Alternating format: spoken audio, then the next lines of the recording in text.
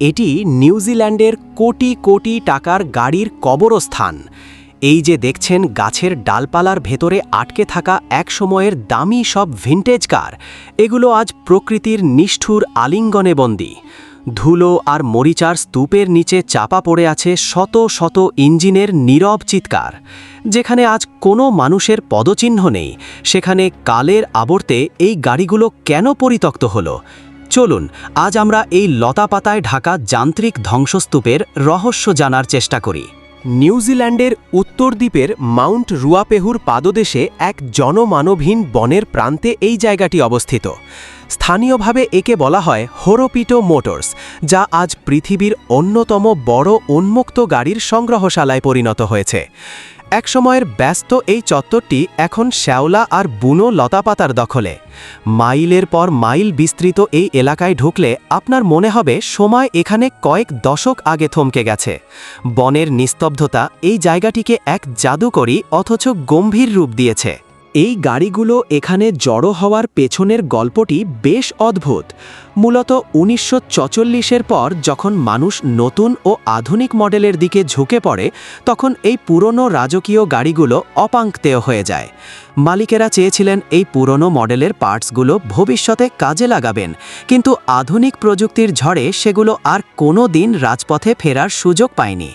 অবহেলা আর অযত্নে এই দামি সম্পদগুলো দিনের পর দিন বনের মাঝেই পড়ে রইল, যা আজ ইতিহাসের এক করুণ দলিলে পরিণত হয়েছে।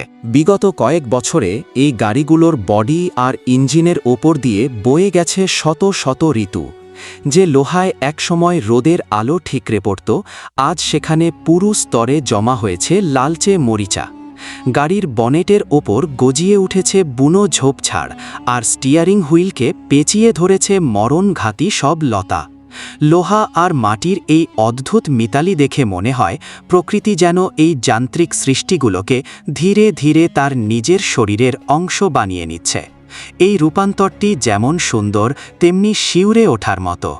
গাড়িগুলোর ভেতরে তাকালে আপনি এক অভাবনীয় ধ্বংসলীলা দেখতে পাবেন। একসময়ের মখমলের নরম সিটগুলো আজ পচে গিয়ে স্প্রিং বের হয়ে আছে। ভাঙা জানালার ফাঁক দিয়ে চুইয়ে পড়া বৃষ্টির পানিতে গাড়ির ড্যাশবোর্ডগুলো এখন নষ্ট হয়ে ধুলোর পাহাড় জমেছে। যখন বনের বাতাস এই ভাঙা দরজার ফাঁক দিয়ে প্রবাহিত হয়, তখন এক ধরনের করুণ আর্তনাদ শোনা যায়। এই বিধ্বস্ত অন্দরমহল আমাদের মনে করিয়ে দেয় কোনো কিছুই চিরস্থায়ী নয়। নিউজিল্যান্ডের এই যান্ত্রিক বনানী আমাদের একটি বড় সত্যের মুখোমুখি দাঁড় করায়। মানুষের তৈরি আভিজাত্য একসময় ধুলোয় মিশে যায়, আর প্রকৃতি তার শেষ গন্তব্য হিসেবে থেকে যায়।